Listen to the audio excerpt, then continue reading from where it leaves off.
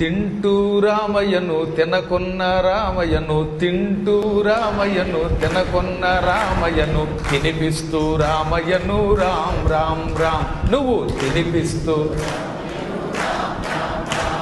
రామ రామ రామ రామ రామ రామ రామ రామ రామ రామ్ రామ్ రామ్ శ్రీరామ రామ రామ రామ రామ రామ రామ రామ రామ రామ్ రామ్ రామ్ వండుతూ రామయ్యను వడ్డిస్తూ రామయ్యను వండుతూ వండకొన్న రామయ్యను రామ్ రామ్ రామ్ నువ్వు వండకొన్న రామయ్యను రామ్ రామ్ రామ్ రామ రామ రామ రామ రామ రామ రామ రామ రామ రామ్ రామ్ రామ్ శ్రీరామ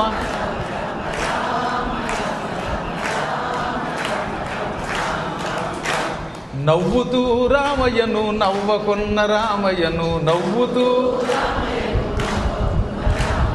నవ్విస్తూ రామయ్యను రామ్ రామ్ రామ్ నువ్వు నవ్విస్తూ రామయ్యను రామ్ రామ్ రామ్ ఏడుస్తూ రామయ్యను ఏడవకొన్న రామయ్యను ఏడుస్తూ రామయ్యను ఏడవకొన్న రామయ్యను ఏడిపిస్తూ రామయ్యను రామ్ రామ్ రామ్ నువ్వు ఏడిపిస్తూ రామయ్యను రామ్ రామ్ రామ్ రామ రామ రామ రామ రామ రామ రామ రామ రామ రామ్ రామ్ రామ్ శ్రీరామ.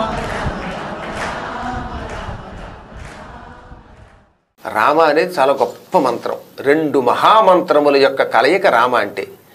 ఓం నమో నారాయణాయ ఇది అష్టాక్షరీ మంత్రం. నారాయణ అష్టాక్షరీ మంత్రం. ఇందులో 5వ అక్షరం ఏమిటి? రా. ఈ రా తీసేస్తే ఆ మంత్రం అపార్థం ఇస్తుంది మనకి. ఆ అష్టాక్షరీ మంత్రంలో 5వ అక్షరం రా, దాన్ని తీశారు. నమశివాయ పంచాక్షరీ మంత్రం, ఇందులో ఉన్న మా తీసుకొచ్చారు. అది ఇది కలిస్తే రామః, అదనమాట రామమంత్రం. అంటే రెండు మహామంత్రముల కలయిక రామశబ్దం. ఏకకాలంలో విష్ణువు శివుడు ఈ మంత్రంలో వచ్చారు. రస్సుకి ఆనందం కలగజేసి మహాయోగులకు కూడా పరవశత్వం కలిగించేవాడని అర్థం. అంత పవిత్ర నామస్మరణ ఇది. అది అందుకే అనేక మంత్రముల సారాంశం. ఒక్కసారి రామ అంటే విష్ణు సహస్రనామాల్లో 10 నామాలు చదివిన పుణ్యం వస్తుంది. మళ్ళీ రామ అంటే 100 సార్లు 100 నామాలు చదివిన పుణ్యం వస్తుంది. మళ్ళీ రామ అంటే మొత్తం విష్ణు సహస్రనామం అంతా చదివిన పుణ్యం వస్తుంది. అందుకే రామ రామ రామ అనండి. శ్రీరామ రామ రామేతి రమే రామే మనోరమే సహస్రనామ తత్తుల్యం రామనామ వరాననే అని పరమేశ్వరుడే పార్వతీదేవితో చెప్పాడు. ఎందుకని? ఓం నమో నారాయణలో 5 అక్షరం, 5 ఇంటూ నమశివాయలో పంచాక్షరి మంత్రంలో 2 అక్షరం కదా. అప్పుడు రామ అనగానే 5 ఇంటూ 2 10 నామములు. విష్ణు సహస్రనామంలో మొదటి 10 నామాలు చదివేసిన పుణ్యం వచ్చింది. మళ్ళీ రామ అనగానే 10 పదులు 100, మళ్ళీ రామ అనగానే 100 పదులు 1000. సంఖ్యాశాస్త్రం ప్రకారం ఇలా 1000 నామాలు చదివిన పుణ్యం వస్తుంది. అసలు రామనామం జపం చేస్తే అగ్ని కూడా నీరు అవుతుందని ప్రహ్లాదుడు విష్ణు పురాణంలో చెప్పాడు. విష్ణు పురాణంలో ప్రహ్లాదుడిని నిప్పు గుండంలో వేశాడు హిరణ్యకశిపుడు. ఆ నిప్పుల గుండం నీరుగా మారిపోయింది.